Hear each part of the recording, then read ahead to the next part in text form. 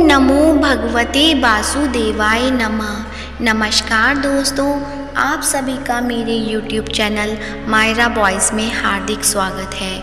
आज की इस वीडियो में हम आपको बृहस्पतिवार व्रत कथा सुनाएंगे। कथा सुनने से पहले आप सभी से मेरा अनुरोध है, कमेंट बॉक्स में जय बृहस्पति देव जरूर लिखें। बोलो विष्णु भगवान की जय, वीर भगवान की जय। भारतवर्ष में एक प्रतापी और दानी राजा राज्य करता था। वह नित्य गरीबों और ब्राह्मणों की सहायता करता था। यह बात उसकी रानी को अच्छी नहीं लगती थी।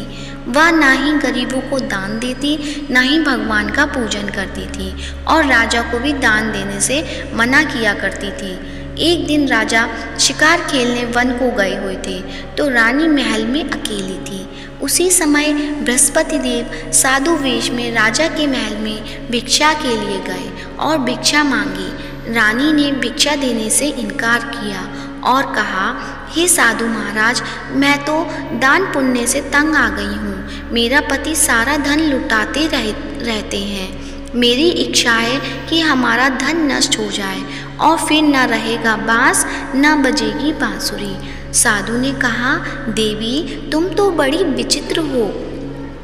धन संतान तो सभी चाहते हैं, पुत्र और लक्ष्मी तो पापी के घर भी होनी चाहिए। यदि तुम्हारे पास अधिक धन है तो भूखों को भोजन दो, प्यासों के लिए प्याऊ बनवाओ, मुसाफिरों के लिए धर्मशालाएं खुलवाओ। जो निर्धन अपनी कुंवारी कन्याओं का विवाह नहीं कर सकते उनका विवाह करा दो। ऐसे और कई काम हैं जिनके करने से तुम्हारा यश लोक परलोक में फैलेगा। परंतु रानी पर उपदेश का कोई प्रभाव न पड़ा। वह बोली, महाराज आप मुझे कुछ न समझाएं। मैं ऐसा धन नहीं चाहती जो हर जगह बांटती फिरूं। साधु ने उत्तर दिया, यदि तुम्हारी ऐसी इच्छा है तो तथास्तु। तुम ऐसा करना कि बृहस्पतिवार को घर लीपकर पीली मिट्टी से अपना सिर धोकर स्नान करना, भट्टी चढ़ाकर कपड़े धोना। ऐसा करने से तुम्हारा सारा धन नष्ट हो जाएगा। इतना कहकर वह साधु महाराज वहाँ से अलोप हो गए। साधु के अनुसार कई बातों को पूरा करते हुए रानी को केवल 3 बृहस्पतिवार ही बीते थे कि उसकी समस्त धन संपत्ति नष्ट हो गई। भोजन के लिए राजा का परिवार तरसने लगा। तब एक दिन राजा ने रानी से बोला कि हे रानी, तुम यहीं रहो, मैं दूसरे देश को जाता हूँ, क्योंकि यहाँ पर सभी लोग मुझे जानते हैं, इसलिए मैं कोई छोटा कार्य नहीं कर सकता। ऐसा कहकर राजा परदेश चला गया। वहाँ वह जंगल से लकड़ी काट कर लाता और शहर में बेचता। इस तरह वह अपना जीवन व्यतीत करने लगा। इधर राजा के परदेश जाते ही रानी और दासी दुखी रहने लगी। एक बार जब रानी और दासी को 7 दिन तक बिना भोजन के रहना पड़ा तो रानी ने अपनी दासी से कहा, हे दासी, पास ही के नगर में मेरी बहन रहती है, वह बड़ी धनवान है, तो उसके पास जा और कुछ ले आ ताकि थोड़ी बहुत गुजर बसर हो जाए। दासी रानी की बहन के पास गई। उस दिन गुरुवार था और रानी की बहन उस समय बृहस्पतिवार के व्रत की कथा सुन रही थी। दासी ने रानी की बहन को अपनी रानी का संदेश दे दिया, लेकिन रानी की बड़ी बहन ने कोई उत्तर नहीं दिया। जब दासी को रानी की बहन से कोई उत्तर नहीं मिला तो वह बहुत दुखी हुई और क्रोध भी आया। दासी ने वापस आकर रानी को सारी बात बता दी। सुनकर रानी ने अपने भाग्य को कोसा। उधर रानी की बहन ने सोचा कि मेरी बहन की दासी आई थी, परंतु मैं उससे नहीं बोली, इससे वह बहुत दुखी हुई होगी। कथा सुनकर और पूजन समाप्त करके वह अपनी बहन के घर आई और कहने लगी, हे बहन, मैं बृहस्पतिवार का व्रत कर रही थी। तुम्हारी दासी मेरे घर आई थी, परंतु जब तक कथा होती है तब तक ना तो उठते हैं और ना ही बोलते हैं, इसलिए मैं नहीं बोली। कहो दासी क्यों गई थी? रानी बोली, बहन तुमसे क्या छिपाऊं, हमारे घर में खाने तक को अनाज नहीं था। ऐसा कहते कहते रानी की आंखें भर आईं। उसने दासी समेत पिछले 7 दिनों से भूखे रहने तक की बात अपनी बहन को विस्तार पूर्वक सुना दी। रानी की बहन बोली, देखो बहन, भगवान बृहस्पति देव सबकी मनोकामना पूर्ण करते हैं। देखो, शायद तुम्हारे घर में अनाज रखा हो। पहले तो रानी को विश्वास नहीं हुआ, पर बहन के आग्रह करने पर उसने अपनी दासी को अंदर भेजा तो उसे सचमुच अनाज से भरा एक घड़ा मिल गया। यह देखकर दासी को बड़ी हैरानी हुई। दासी रानी से कहने लगी, हे रानी, जब हमको भोजन नहीं मिलता तो हम व्रत ही तो करते हैं, इसलिए क्यों ना इनसे व्रत और कथा की विधि पूछ ली जाए ताकि हम भी व्रत कर सकें। तब रानी ने अपनी बहन से बृहस्पतिवार का व्रत करने के बारे में पूछा। उसकी बहन ने बताया, बृहस्पतिवार के व्रत में चने की दाल और मुनक्का से विष्णु भगवान का केले की जड़ में पूजन करें तथा दीपक जलाएं, व्रत कथा सुने और पीला भोजन ही करें। इससे बृहस्पति देव प्रसन्न होते हैं। व्रत और पूजन विधि बताकर रानी की बहन अपने घर लौट आई। 7 दिन के बाद जब गुरुवार आया तो रानी और दासी ने व्रत रखा। गुड़साल में जाकर चना और गुड़ लेकर आई, फिर उससे केले की जड़ तथा विष्णु भगवान का पूजन किया। अब पीला भोजन कहाँ से आए, इस बात को लेकर दोनों बहुत दुखी थे। क्योंकि उन्होंने व्रत रखा था, इसलिए बृहस्पति देव उनसे प्रसन्न थे। इसलिए वे एक साधारण व्यक्ति का रूप धारण कर 2 थालों में सुंदर पीला भोजन दासी को दे गए। भोजन पाकर दासी प्रसन्न हुई और फिर रानी के साथ मिलकर भोजन ग्रहण किया। उसके बाद वे सभी गुरुवार को व्रत और पूजन करने लगे। बृहस्पति भगवान की कृपा से उनके पास फिर से धन संपत्ति आ गई, परंतु रानी फिर से पहले की तरह आलस्य करने लगी।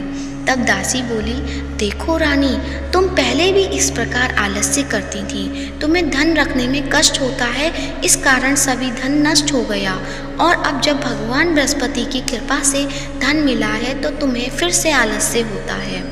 रानी को समझाते हुए दासी कहती है कि बड़ी मुसीबतों के बाद हमने यह धन पाया है, इसलिए हमें दान पुण्य करना चाहिए, भूखे मनुष्य को भोजन कराना चाहिए और धन को शुभ कार्यों में खर्च करना चाहिए, जिससे तुम्हारे कुल का यश बढ़ेगा, स्वर्ग की प्राप्ति होगी और पितृ प्रसन्न होंगे।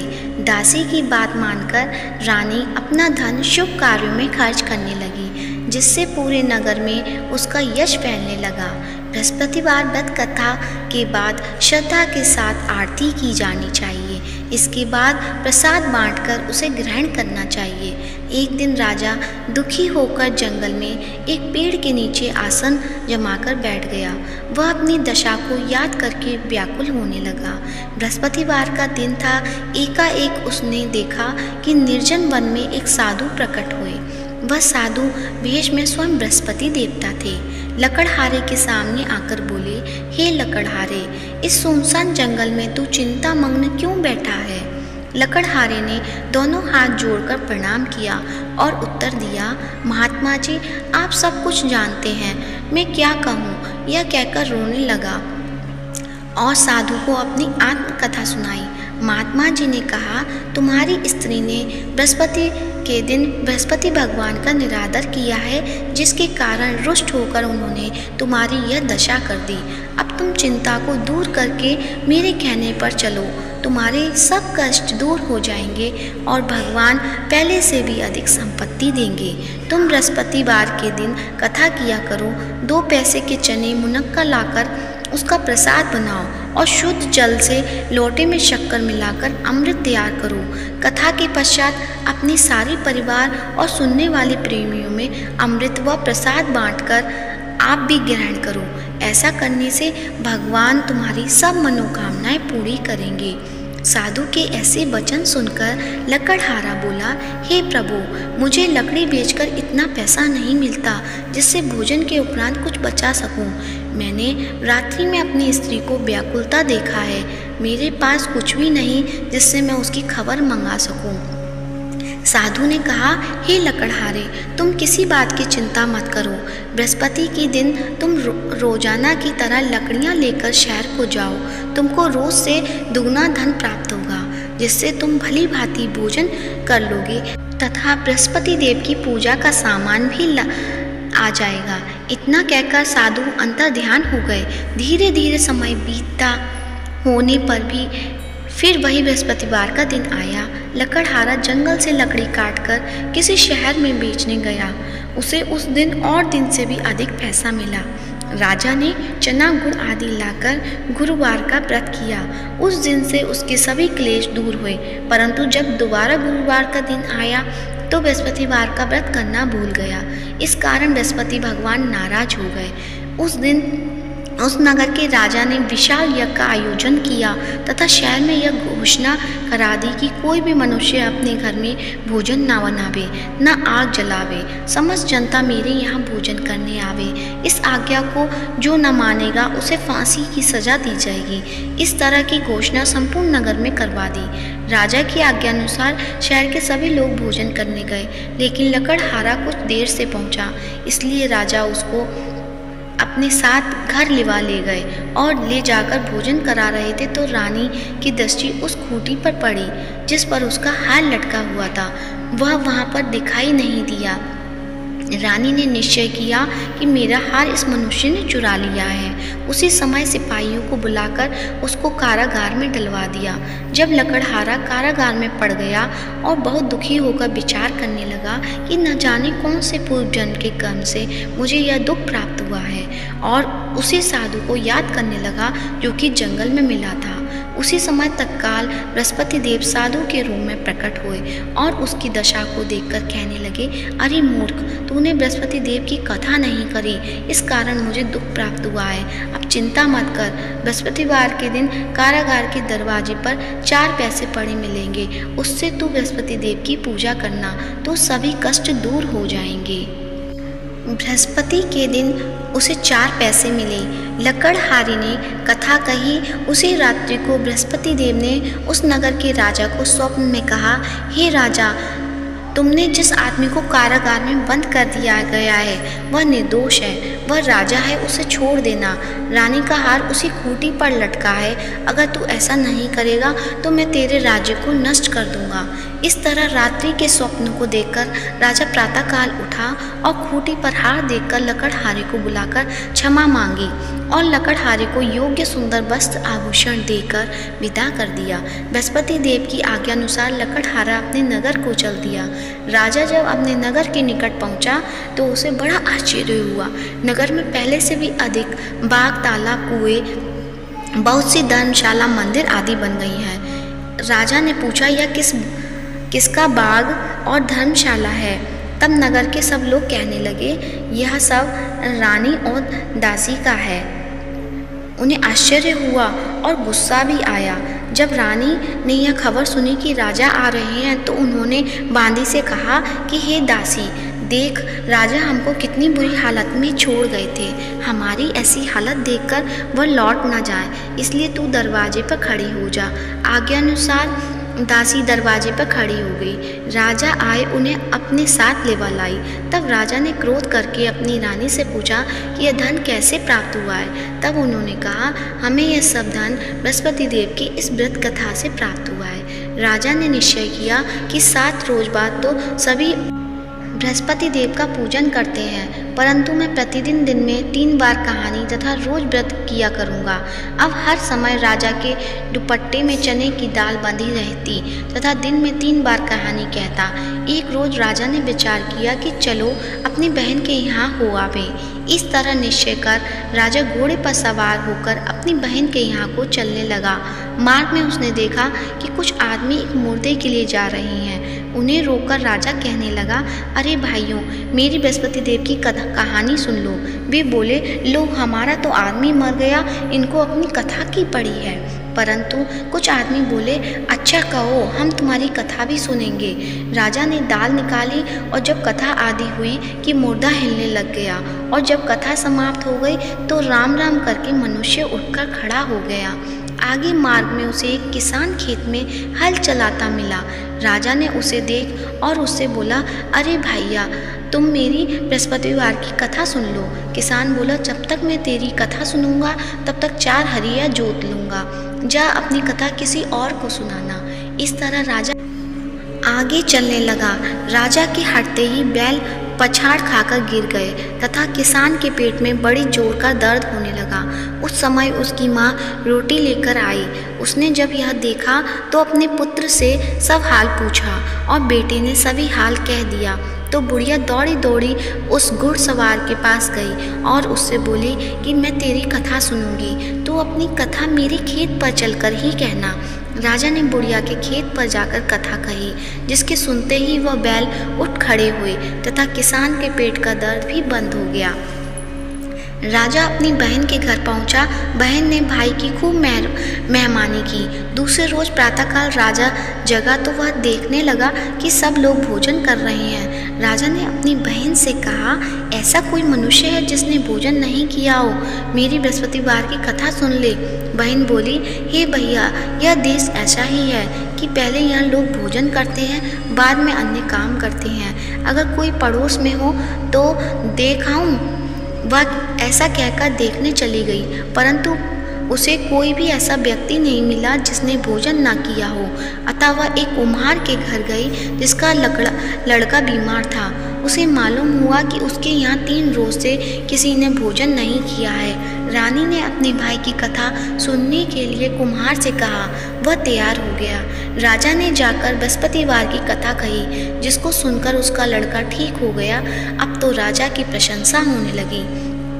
एक रोज राजा ने अपनी बहन से कहा कि हे बहन, हम अपने घर जाएंगे, तुम भी तैयार हो जाओ। राजा की बहन ने अपनी सास से कहा। सास ने कहा, हाँ चली जाओ, परंतु अपने लड़के को मत ले जाना, तेरे भाई की कोई औलाद नहीं है। बहन ने अपने भैया से कहा, हे भैया, मैं तो चलूँगी पर बालक नहीं जाएगा। राजा बोला, जब कोई बालक नहीं चलेगा तब तुम ही क्या करोगी? बड़े दुख मन से राजा अपने नगर को लौट आया। राजा ने अपनी रानी से कहा, हम निर्वंशी हैं, हमारा मुंह देखने का धर्म नहीं है और कुछ भोजन आदि नहीं किया। रानी बोली, हे प्रभु, बृहस्पति देव ने हमें सब कुछ दिया है, वह हमें औलाद अवश्य देंगे। उसी रात बृहस्पति देव ने राजा से स्वप्न में कहा, हे राजा, उठ, सभी सोच त्याग दे, तेरी रानी गर्भ से है। राजा की यह बात सुनकर बड़ी खुशी हुई। 9वें महीने में उसके गर्भ से एक सुंदर पुत्र पैदा हुआ। तब राजा बोला, हे रानी, स्त्री बिना भोजन के रह सकती है पर बिना कहे नहीं रह सकती। जब मेरी बहन आवे तुम उससे कुछ कहना मत। रानी ने सुनकर हाँ कर दिया। जब राजा की बहन ने यह शुभ समाचार सुना तो वह खुश हुई तथा बधाई लेकर अपने भाई के यहाँ आई। तभी रानी ने कहा, घोड़ा चढ़कर तो नहीं आई, गधा चढ़ी आई। राजा की बहन बोली, भाभी, मैं इस प्रकार ना कहती तो तुम्हें औलाद कैसे मिलती? बृहस्पति देव ऐसे ही हैं, जैसे जिसके मन में कामना है सभी को पूर्ण करते हैं। जो सद्भावना पूर्वक बृहस्पतिवार का व्रत करता है और कथा पढ़ता है अथवा सुनता है, दूसरों को सुनाता है, बृहस्पति देव उसकी सभी मनोकामना पूर्ण करते हैं। भगवान बृहस्पति देव उसकी सदैव रक्षा करते हैं। संसार में जो मनुष्य सद्भावना पूर्वक से भगवान जी का पूजन व्रत सच्चे हृदय से करते हैं, उनकी सभी मनोकामनाएं पूर्ण करते हैं। जो सच्ची भावना से रानी और राजा ने उनकी कथा का गुणगान किया तो उनकी सभी इच्छाएं बृहस्पति देव जी ने पूर्ण की थी। इसलिए पूर्ण कथा सुनने के बाद प्रसाद लेकर जाना चाहिए। हृदय से उनका मनन करते हुए जयकारा बोलना चाहिए। बोलो बृहस्पति देव की जय, भगवान विष्णु की जय। तो आइए अब सुनते हैं बृहस्पति देव की आरती। ओम जय बृहस्पति देवा, स्वामी जय बृहस्पति देवा। छिन छिन भोग लगाऊं कदली फल मेवा।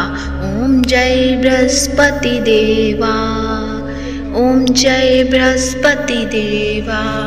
तुम पूर्ण परमात्मा, तुम अंतर्यामी, जगत पिता जगदीश्वर तुम सबके स्वामी, ओम जय बृहस्पति देवा।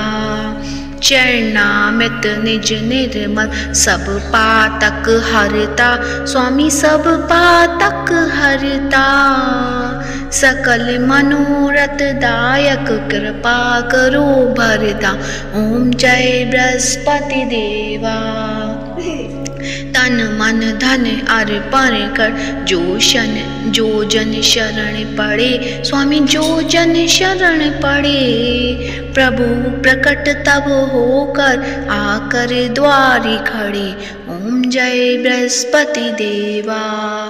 दीन दयाल दयानिधि भक्तन हितकारी, पाप दोष सब हरिता भव बंधन हारी, ओम जय बृहस्पति देवा।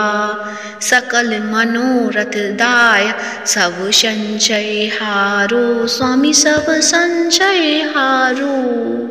विषय विकार मिटाओ संतन सुखकारी, ओम जय बृहस्पति देवा।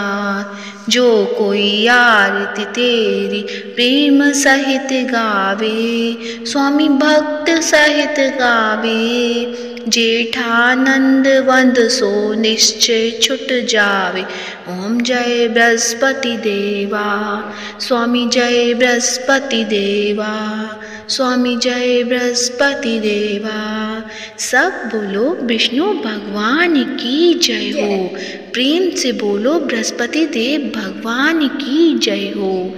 यदि आज की वीडियो पसंद आई हो तो वीडियो को लाइक करें, शेयर करें, कमेंट करें और कमेंट बॉक्स में विष्णु भगवान की जय हो या जगत के पालनहार की जय हो अवश्य लिखें। और साथ ही मायरा बॉयज़ चैनल को सब्सक्राइब करें और हमारे